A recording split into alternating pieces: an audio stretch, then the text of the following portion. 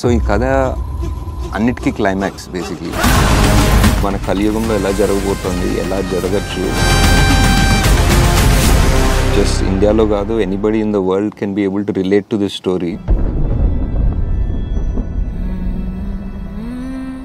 చిన్నప్పటి నుంచి మన పౌరాణిక చిత్రాలు లైక్ లిటరలీ నా favourite movie I think is Paatal Bhairavi. దాని తర్వాత I think every movie that tried something different కదా. ఒక వెదర్ భైరవ దీపం అనుకోండి, ఆదిత్య 369, వెదర్ కొన్ని హాలీవుడ్ సినిమాలు, స్టార్ వార్స్ అలాంటివి చూసినప్పుడు కూడా ఇట్ వాజ్ లైక్ చాలా బాగున్నాయి సినిమాలు. బట్ ఇది మన స్టోరీలు కావా, లైక్ మనం ఎప్పుడు అన్ని వెస్ట్లోనే జరగాల, లైక్ అలా అనిపించేది. మన పౌరాణికాల్లో రాసిన, మన పురాణాల్లో రాసిన greatest battle Mahabharatam with the most number of characters and మన లాస్ట్ అవతారం కృష్ణ అవతారంతో ఎండ్ అవుతుంది. సో అక్కడి నుంచి ఇప్పుడు కలియుగంలోకి ఎంటర్ అయినప్పుడు ఈ కథ ఇంకెలా వెళ్తుంది అనేది ప్యూర్ క్రియేటివ్ ఇమాజినేషన్. ఆ story could be something that is worth attempting.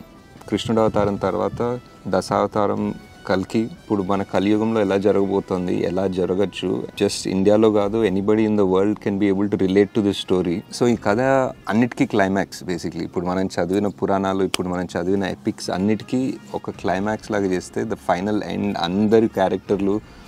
Are ఇప్పుడు కలి అనేవాడు ప్రతి యుగంలో ఉంటాడు, ఒక్కొక్క రూపం తీసుకుంటాడు అనుకుంటే, ఒకసారి రావణుడిలాగా, ఒకసారి దుర్యోధను లోపల, ఒకసారి అన్నింటిలో ఒక రూపం తీసుకొని ఫైనలీ ఈ కలియుగంలో ఒక ద అల్టిమేట్ ఫైనల్ రూపం తీసుకుంటే how is that and what kind of a hero. So అతను ఇంకో డార్క్, లైట్, చీకటి, వెలుగు, వాట్ ఈజ్ అవర్ క్లైమాక్స్ అన్నది ఐడియా పెట్టుకొని రాసుకుంటే ఒక 5 ఏళ్ళు పట్టింది.